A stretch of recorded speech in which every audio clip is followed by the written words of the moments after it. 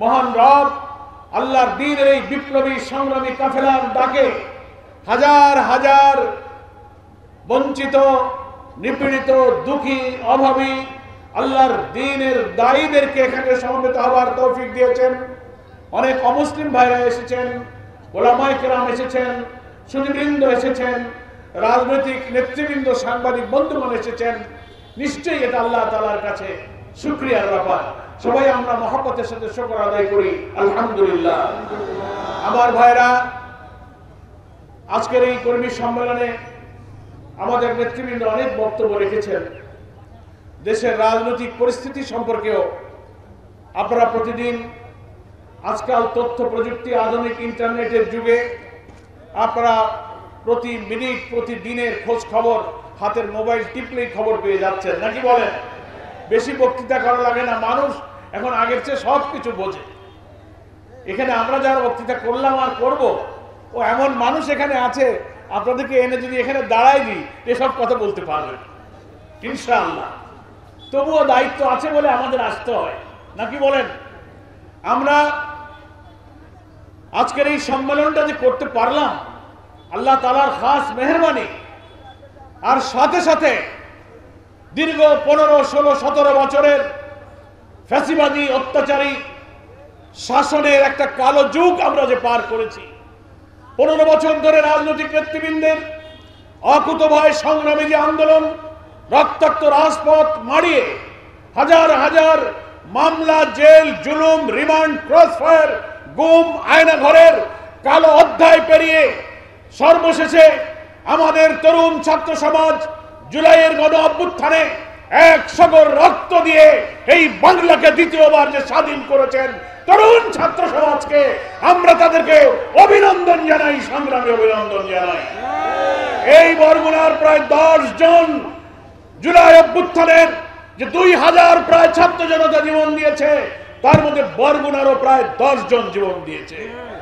ঐতিহাসিক এই রাজনৈতিক পরিবর্তন, এই নতুন বাংলাদেশ, নতুন স্বাধীনতার পেছনে বরগুনার সংগ্রামী ছাত্র জনতার ঐতিহাসিক অবদান রয়েছে। আপনারা এই বিজয়ের অংশীদার। এই বিজয় 5 আগস্টের এই বিপ্লব যদি না হতো, এই বরগুনার এই মাঠে কর্মী সম্মেলন আপনারা করতে পারতেন না। পারতেন? আমি গোলাম পরোয়ার সাহেব এখানে এসে দাঁড়াতে পারতাম না। তাহলে যারা রক্ত দিয়ে, জীবন দিয়ে 30,000 ছাত্র জনতা বুলেটের সামনে, গুলির সামনে বুক পেতেছে, কারো মগজ বেরিয়ে গেছে, চোখ উড়ে গিয়েছে, হাত নেই, পা নেই, আহত, ক্ষত বিক্ষত চিহ্ন নিয়ে আহত হয়ে তারা হাসপাতালে, বাড়ি ঘরে তারা চিৎকার করছে, কান্নাকাটি করছে। আজকে তাদের রক্তের উপরে, তাদের ত্যাগের উপরে দাঁড়িয়ে আজকে আমরা এই সম্মেলন করছি। আমরা মহান আল্লাহর কাছে দোয়া করি, হে আল্লাহ, দেশকে ভালোবেসে অত্যাচারী শাসকের বিরুদ্ধে জিহাদ করতে গিয়ে যারা জীবন দিয়েছে তুমি তাদেরকে শাহাদাতের মর্যাদা দান করো। যারা আহত হয়েছে আল্লাহ, তাদের চোখের পানি, তাদের শিশু, তাদের স্ত্রী, সন্তান, পিতামাতার দুঃখকে লাঘব করে আল্লাহ তুমি তাদেরকে সুস্থ, সক্ষম করে এই নতুন স্বাধীনতা, নতুন বাংলাদেশ গড়ার সংগ্রামে তাদেরকে তুমি শরীক হওয়ার তৌফিক দান করো। আমার প্রিয় বরগুনাবাসী, আমরা যে জন্য রক্ত দিয়েছিলাম বৈষম্যের বিরুদ্ধে, অত্যাচারের বিরুদ্ধে, ফ্যাসিবাদের বিরুদ্ধে, আপনারা কল্পনা করলেই আমরা শিউরে উঠি কিভাবে আমরা এই 17টা বছর পার করেছি, যেখানে আমাদের কোনো ভোটাধিকার ছিল না। ভোটাধিকার ছিল 14, 18, 24-এর 3টা নির্বাচনের নামে যা করা হয়েছে 15টি বছর বাংলার মানুষ ভোট দিতে পারে নাই। ভোট কেন্দ্রে গেলে রাস্তা আটকে পুলিশ লীগ, ছাত্রলীগ, যুবলীগ বলেছে ভোট হয়ে গেছে, বাড়ি চলে যাও, নাকি বলেন? ভোটাধিকার নাই, গণতন্ত্র নাই, ইসলামী মূল্যবোধ জাতি সত্তা ধ্বংস করেছে। আলেম, ওলামা, পীর দাড়ি টুপি দেখে জঙ্গি বানিয়ে কারাগারে নিক্ষেপ করেছে। মাওলানা মতিউর রহমান নিজামী, আলী হাসান মোহাম্মদ মুজাহিদ, কামরুজ্জামান, কাদের মোল্লা, মীর কাসেম আলীর মতো নিরপরাধ নেক মানুষদেরকে ফাঁসিতে ঝুলিয়ে হত্যা করা হয়েছে। অধ্যাপক গোলাম আজম, আল্লামা দেলোয়ার হোসেন সাইনি, মকবুল আহমদ, অধ্যাপক নাজির আহমদ, আব্দুল খালেক মন্ডল, সাতক্ষীরার এমপি মাওলানা আব্দুস সুবহানের মতো 70, 80, 90, 93 বছরের বৃদ্ধ নেক মানুষ যারা জীবনে মিথ্যা বলে নাই, একটা টাকা হারাম খায় নাই, আল্লাহর বুজুর্গ লোকদেরকে কারাগারে ঢুকিয়ে তিলে তিলে মৃত্যুর দিকে ঠেলে দেওয়া হয়েছে। আপনি চিন্তা করতে পারেন, বিএনপি জামাত বিরোধী দলে আমরা যারা ছিলাম সকলের উপর অত্যাচার স্টিম রোলার চালানো হয়েছে। ব্যবসা বাণিজ্য চাকরি বাকরি আওয়ামী লীগ না করলে, একটি দল একটি পরিবারের কর্তৃত্ব না করলে তাদের চাকরি হবে না, ব্যবসা হবে না, লেখাপড়া হবে না, জীবনের নিরাপত্তা থাকবে না। এই অবস্থায় তো আমরা দিন পার করেছি। এটা ছিল একটা কালো যুগ। আপনারা বরগুনার মানুষ ভালো বলতে পারবেন, এই 15 বছরে বরগুনায় কি অবস্থায় আপনারা ছিলেন, আপনারাই তো সাক্ষী আছেন, কি বলেন? ফলে আমাদের ভোটাধিকার ছিল না, আইন আদালতের সুবিচার ছিল না, মিথ্যা মামলা দিয়ে দিয়ে আপনাদেরকে ধরা হয়েছে, বাড়ি থেকে ধরে নিয়ে গেছে। 3 জন ঘরে বসে কথা বলছেন, ধরে নিয়ে বলে যে নাশকতার ষড়যন্ত্র করতেছে। ঘরের মধ্যে বই পুস্তক কোরআন হাদিস পাইলে বলে জঙ্গি বই পাওয়া গেছে। কি আজব দেশে আমরা বসবাস করেছি। কারণ আওয়ামী লীগ ভেবেছিল যতদিন শেখ হাসিনা বেঁচে থাকবে আর কাউকে ক্ষমতায় আসতে দেবে না। কিন্তু আল্লাহর ইচ্ছা হাসিনার ইচ্ছার সাথে মেলে নাই, নাকি বলেন? বাংলাদেশের মানুষ রাজনৈতিক দলের উত্তাল আন্দোলনকে ব্যর্থ করে দিয়ে শেখ হাসিনা যখন কর্তৃত্ববাদী ফ্যাসিস্ট খুনি হয়ে উঠল, আত্ম অহংকার দাম্ভিকতা আক্রোশের সীমা ছাড়িয়ে আল্লাহর অসন্তুষ্টি আক্রোশ যখন জোগাড় করলো, বাংলার মানুষ জুলাই আগস্টে তুমুল আন্দোলনে কিন্তু ফুঁসে উঠলো, কি বলেন ঠিক কিনা? কোটি কোটি মানুষ ঢাকার রাজপথ আন্দোলনে মুখরিত করলো। আর উনি পুলিশকে নির্দেশ দিলেন গুলি করো। একের পর এক গুলি, নির্যাতন, গুম, মামলা আটকাতে লাগলো। আমাদের তরুণ ছাত্র সমাজ হাসিনার গুলির মুখে আবু সাইদ মুগ্ধরা বুক পেতে দিল। ফ্যাসিবাদ পরাজিত হলো, বাংলাদেশ বিজয়ী হলো। 5 আগস্ট বাধ্য হয়ে শেখ হাসিনা তার বোন রেহানা হেলিকপ্টার করে বঙ্গভবন থেকে ভারতে পালিয়ে গেল। যেখানকার মাল সেখানেই চলে গেল, নাকি বলেন? এখন সেই যেখানকার মাল সেখানে পৌঁছে গেছে। আগে তো বস্তায় বস্তায় টাকা পাচার করে রাখছিল, ওখানে গিয়ে মাথা টাথা ঠিক নাই। অডিও ভিডিও অনলাইন ইউটিউব ফেসবুকে দেখা যায়, পাগল হয়ে গেছে। বলে এদিকে বাংলাদেশের আওয়ামী লীগের লোকেরা বলে, আপা আমরা খুব কষ্টে আছি, আপনি দেশে আসেন, দেশের অবস্থা খারাপ। আর ওদিকে আপা যান বুবু যান বলেন, টেনশন করো না, আমি আসতেছি, আমি কাছে কাছে আছি, যে কোনো সময় ঢুকে পড়বা। ঢুকে পড়ো, ঢুকে পড়লে বুঝতে পারতে 5 আগস্ট রাজধানী ঢাকার উত্তরা শাহবাগ এবং চতুর্দিক থেকে বাংলাদেশের কোটি কোটি মানুষ যখন 5 আগস্ট গণভবনের দিকে যাত্রা শুরু করেছিল, তুমি যদি পালিয়ে না যেতে, ওখানে থাকতে, তোমার কি দশা হতো তুমি সেদিন টের পেতে। এখন আবার উনি বাংলাদেশে আসতে চায়, হালুয়া সিন্নি নিয়ে আমরা বসে আছি। কি বলেন? অত গুড় আছছেন না, গুড় আছছেন হইতে গেলে অনেক গুড় লাগে, নাকি বলেন? ফলে বাংলাদেশের মানুষ এত নিষ্ঠুর অত্যাচারী শাসককে আর বাংলাদেশে রাজনীতি করার অধিকার দিতে পারে না। যারা হাজার হাজার মানুষ হত্যা করেছে, হত্যা করার লাশ ট্রাকের উপরে স্তূপ করেছে, আগুন দিয়ে লাশ পুড়িয়ে ছাই করে দিয়েছে। আপনি চিন্তা করতে পারেন, দেশের নিরস্ত মানুষকে হেলিকপ্টার চালিয়ে হেলিকপ্টার থেকে গুলি করে শিশু, নারী, শিক্ষক, ব্যবসায়ী, রিক্সাওয়ালা, হকারদেরকে গুলি করে হত্যা করেছে। আমি এদেরকে বলি, এরা শুধু ফ্যাসিস্ট নয়, কর্তৃত্ববাদী নয়, এরা হলো স্যাডিস্ট।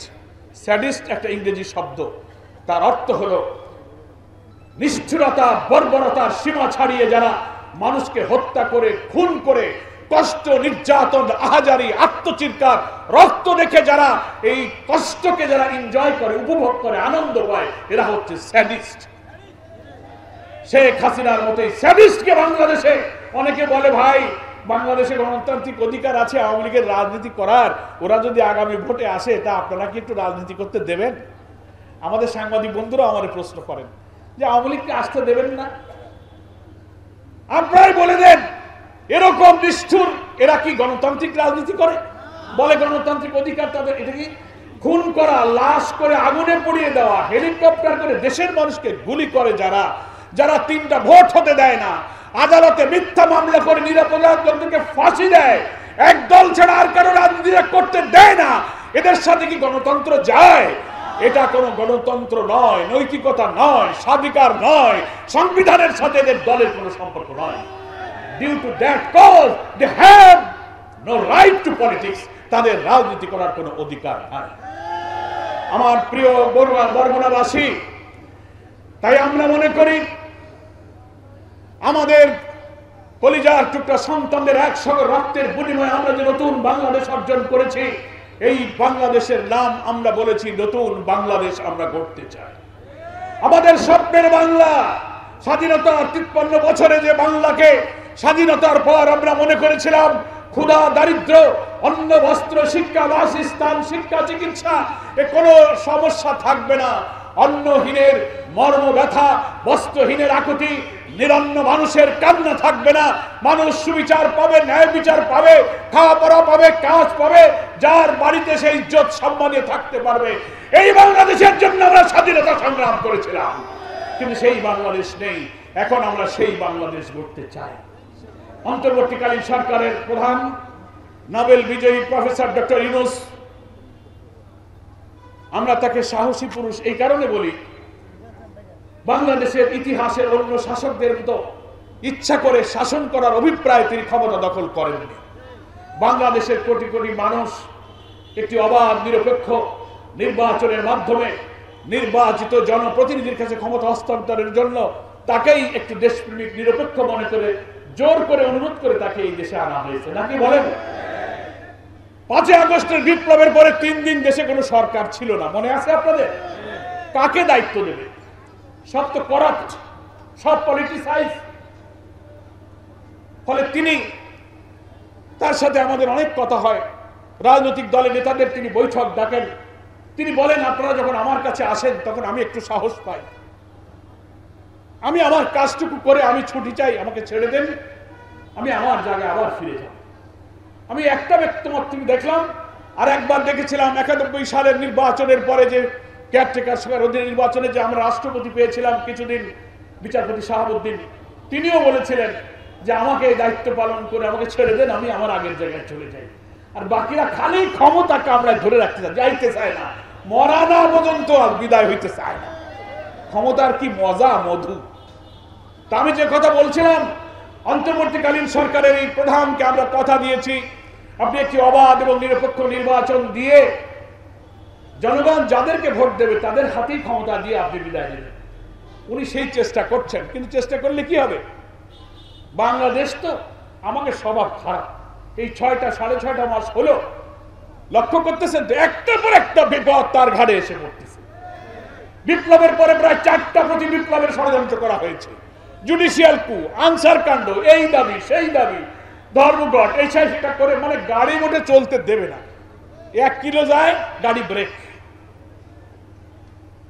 আবার স্ট্যান্ড দিয়ে আধা কিলো যায় আবার গাড়ি থামে। এই 6.5 মাসে বারবার নির্বাচনের পথে এই সরকার অভিযাত্রাকে থামিয়ে দেওয়ার চেষ্টা করা হয়েছে, কি বলেন ঠিক কিনা? নানান ষড়যন্ত্র, ওই যে যেখানকার মাল সেখান থেকে বসে ষড়যন্ত্রের গুটি চালাইতেছে, বস্তা বস্তা টাকা নিয়ে গেছে, তার যত চাটুকর বাটপাড়রা এখানে ছিল লুটপাট করেছে 17-18 বছর, ব্যবসা বাণিজ্য, ব্যাংক, বিভাগ, ঠিকাদারি সব তাদের পকেটে দখলে ছিল, কি বলেন ঠিক কিনা? এই বরগুনায় যারা এমপি মন্ত্রী ছিল কত শত কোটি টাকা জোগাড় করেছে, তাদের পকেটে সব পলায় গেছে। 300 আসনের 300 কোনো এমপি খুঁজে পাওয়া যাচ্ছে না, মন্ত্রী নাই, সব পালায় গেছে। পালাও কেন? পালিয়ে যায় কারা? পালিয়ে যায় চোর, পালায় ডাকাত, পালায় খুনি, পালায় ধর্ষণকারীরা পালায়। তুমি কেন পালিয়েছ? তুমি যদি নিরপরাধ হও, ভালো সৎ লোক দাঁড়িয়ে থাকো।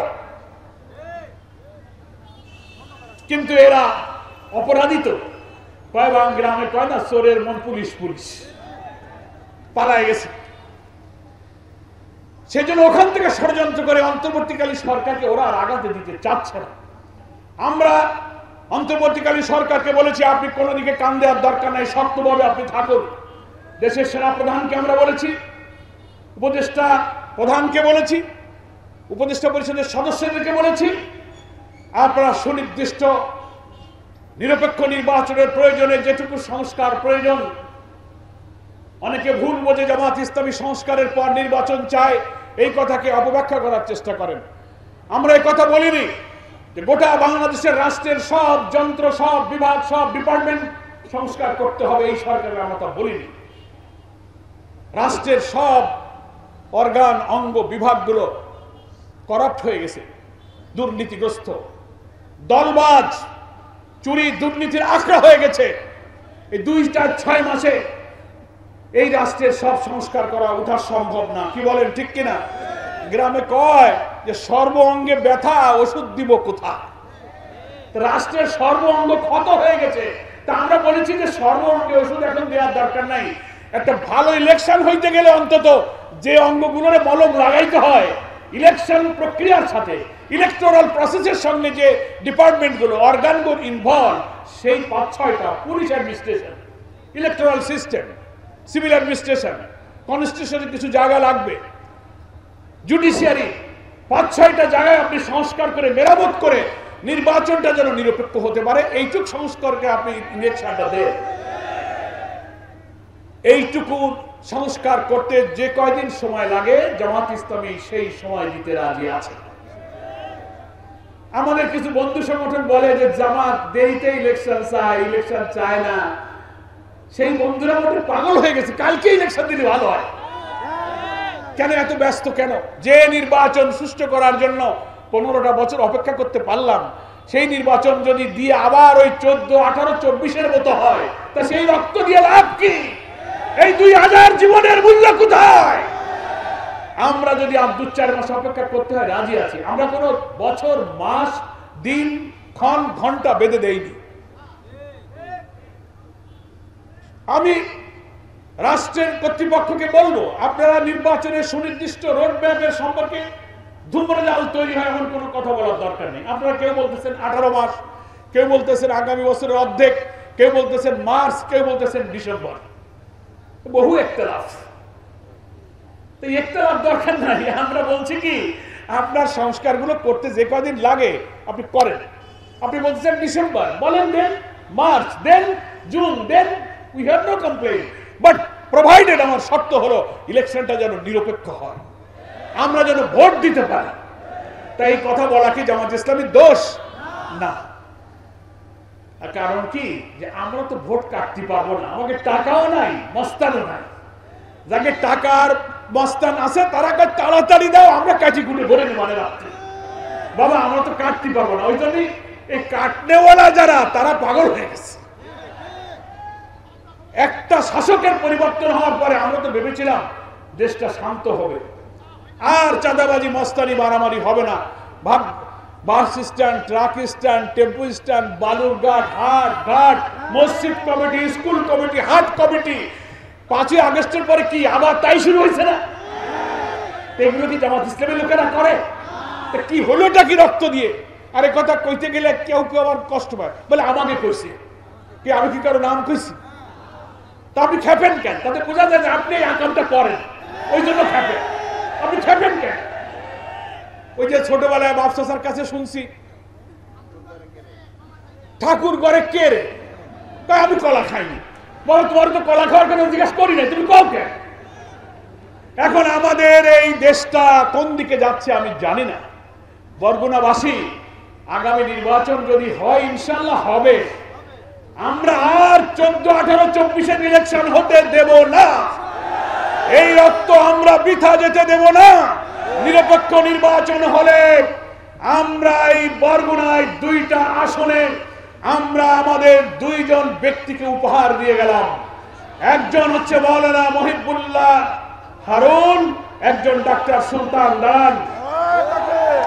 এই 2টা বরগুনাবাসীর উপহার। আপনাদের কি পছন্দ হয়েছে?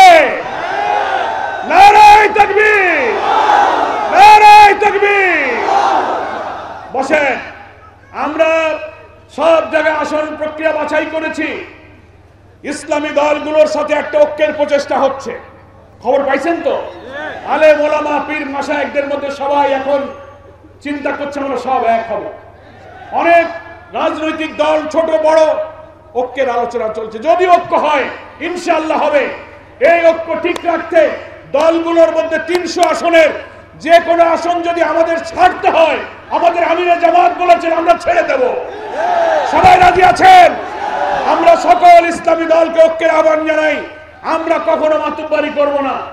আমিরে জামাত বলেছেন আমি আমিরে জামাত, ঐক্যের জন্য আমার আসনও যদি ছাড়তে হয় আমি ছেড়ে দেব। কিন্তু আমরা মুসলিম উম্মাহর ঐক্য চাই। এই চাঁদাবাজ মস্তানদের হাত থেকে দেশ রক্ষা করতে হবে।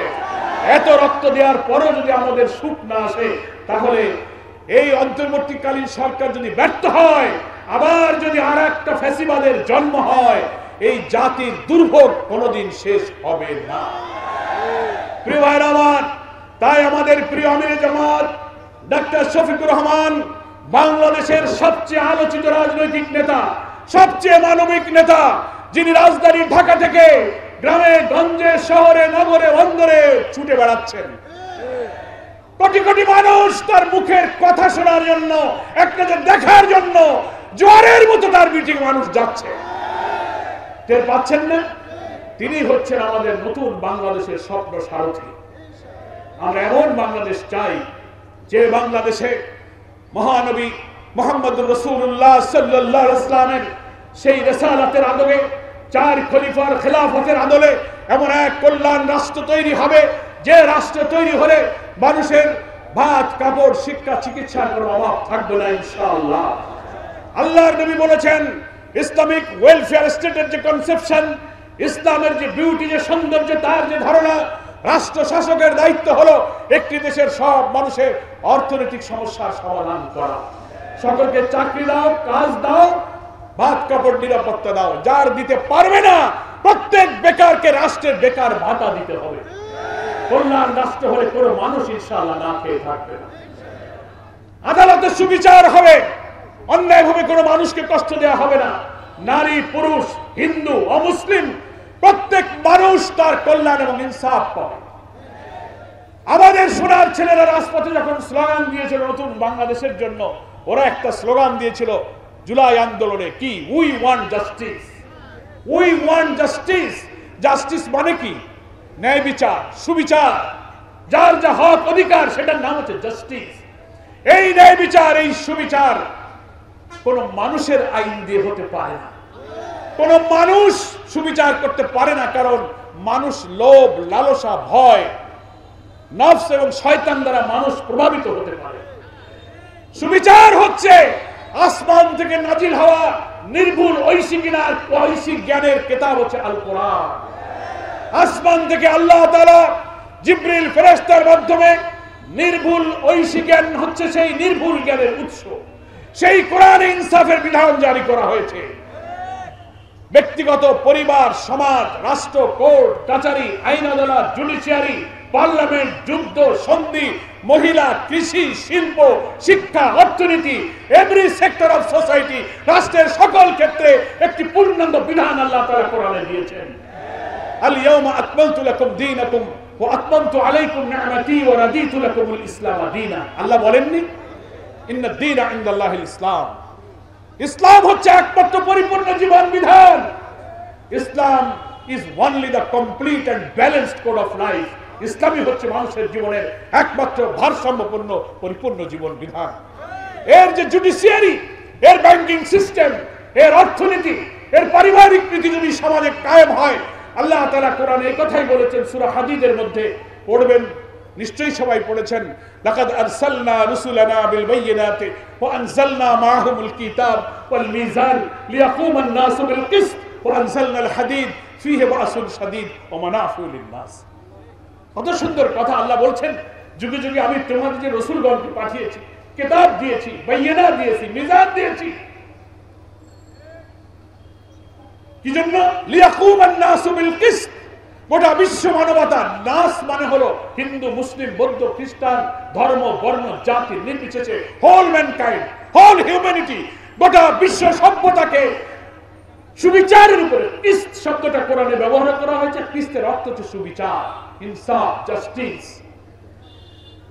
রসুল, বাইয়িনা, কিতাব, মিজান, আল্লাহ বলছেন এগুলো আমি এই জন্য পাঠিয়েছি সব মানুষের জীবনে যার যা অধিকার ফিরিয়ে দিয়ে সুবিচার প্রতিষ্ঠার জন্য, লিয়াকুমান নাসু বিল কিসত, সমস্ত মানব জাতি যেন ন্যায় বিচারের উপরে প্রতিষ্ঠিত থাকতে পারে, সেজন্য আমি রসুল এবং কিতাবগুলো পাঠিয়েছি। আলহামদুলিল্লাহ, এটাই হচ্ছে জাস্টিসের বিধান।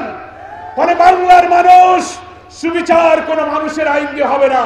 সমাজতন্ত্র, পুঁজিবাদ, জাতীয়তাবাদ, ধর্মনিরপেক্ষতা, সেকুলারিজম, ওয়েস্টার্ন ডেমোক্রেসি, মিশ্র অর্থনীতি, সবকিছু পরীক্ষিত, একটাই পরীক্ষা হতে বাকি, সেটা হচ্ছে ইসলাম। সেটা হচ্ছে বিউটি অফ ইসলাম। ইসলামের সৌন্দর্য এই দেশের মানুষ দেখেনি। এই জন্য ক্ষমতা থেকে এই বাংলাদেশে যারা আগে শাসন করেছেন সব দলের শাসন দেখা হয়ে গেছে, নাকি বলেন? একটাই শুধু দেখতে বাকি আছে, আর তাদের কাছেই আছে সেই কোরআনের সুবিচার, কোরআনের জাস্টিস। আমরা জামাত ইসলামী ক্ষমতায় যেতে চাই না, আমরা ইসলামকে ক্ষমতায় নিতে চাই। আমরা ব্যক্তিকে ক্ষমতায় নিতে চাই না। ব্যক্তি যখন ইসলামের পর্যন্ত যতক্ষণ থাকবে ততক্ষণ আমরা ওই ব্যক্তির পক্ষে থাকবো। ইসলাম থেকে যখন ব্যক্তি সরে যাবে আমরা তার বিরুদ্ধে চলে যাব। সেই সুবিচারপূর্ণ রাষ্ট্র যদি কায়েম হয় তাহলেই বরগুনা কেন সারা বাংলাদেশের মানুষ খেয়ে পরে শান্তিতে বাড়িতে ঘুমাতে পারবে। আল্লাহর এই বিধানের মধ্যে বরকত। আল্লাহ সূরা আরাফের মধ্যে বলছেন, উলামায়ে কেরাম এখানে আছেন, সূরা আরাফের মধ্যে আল্লাহ বলছেন, ওয়ালাউ আন্না আহলাল কুরা আমানু ওয়াত্তাকাউ লাফাতাহনা আলাইহিম বারাকাতিন মিনাস সামাই ওয়াল আরদ। আমার মাবুদ বলছেন, কোন জনপদের মানুষ, কোন দেশের মানুষ যদি আল্লাহর উপর ঈমান এনে আমানু ওয়াত্তাকাউ, আল্লাহকে ভয় করে, আল্লাহর কাছে কৈফিয়তের ভয় কি আল্লাহর বিধান মানতে পারে, আল্লাহ ওয়াদা করছেন লাফাতাহনা আলাইহিম, আমি তাদের জন্য খুলে দেব বারাকাতিন মিনাস সামাই ওয়াল আরদ, আকাশ এবং পৃথিবীর সমস্ত বরকতের দরজা আমি সেই জাতির জন্য খুলে দেব। বাংলাদেশ হবে বরকতের বাংলাদেশ। সেই বরকতের বাংলাদেশের জন্য ইসলামের কল্যাণ রাষ্ট্র আমরা কায়েম করতে চাই। হিন্দু ভাইদেরকে বলবো, নারীদেরকে বলবো, সব অধিকার ইসলামের মধ্যে আছে। আছে কিনা বলেন? যে আল্লাহর আকাশের আলো, সূর্য, বাতাস সবাইকে আলো দেয়, বাতাস দেয়, ওই আল্লাহর ইসলাম সবাইকে শান্তি দেবে। দেবে কিনা বলেন? তাই আসুন, বাংলাদেশের, নতুন বাংলাদেশের এই ডাক জামাত ইসলামের পক্ষ থেকে দেয়া হয়েছে, এটা যদি কায়েম হয় তো বরগুনার মানুষের দুঃখ কষ্ট দূর হয়ে যাবে। পায়রা আর বিষখালী নদীর উপরে সেতু বানাতে কি 53 বছর লাগে? যারা এমপি মন্ত্রী ছিলেন টাকা দিয়ে লুটপাট করে কি করেছে? ইনশাআল্লাহ আল্লাহ তাআলা যদি জামাত ইসলামীকে রাষ্ট্রের দায়িত্ব দেয়, জামাত ইসলামী শাসক হবে না, জামাত সেবক হবে ইনশাআল্লাহ। এই বিষখালী পায়রার উপরে ব্রিজ নির্মাণ, এই সাগর কুলের জেলার রাস্তাঘাট অবকাঠামোর উন্নয়নের জন্য আমরা ইনশাআল্লাহ চেষ্টা করব। বাংলাদেশে মানুষ এখন দেখেছে, সব দেখা হয়ে গেছে, এখন নতুন বাংলাদেশ একটি নতুন আদর্শ চায়। এই জন্য হাজার হাজার মানুষের জোয়ার দেখে কিছু লোক জামাতের বিরুদ্ধে খেপে গেছে। কি বলেন ঠিক কিনা? দেখে এরা তো ভোট সব নিয়ে গেল, লাভ হবে না, ও পুরনো মাল পচে গেছে, ওদিকে কেউ আর যাবে না। নতুন দেশ চাই, আসুন সেই নতুন বাংলাদেশ নির্মাণ করে জামাত ইসলামীর সাথে থাকুন। সকলকে ধন্যবাদ। আল্লাহ হাফেজ। বাংলাদেশ জিন্দাবাদ, জামাত ইসলামী জিন্দাবাদ। আসসালামু আলাইকুম ওয়া রাহমাতুল্লাহি ওয়া বারাকাতুহু।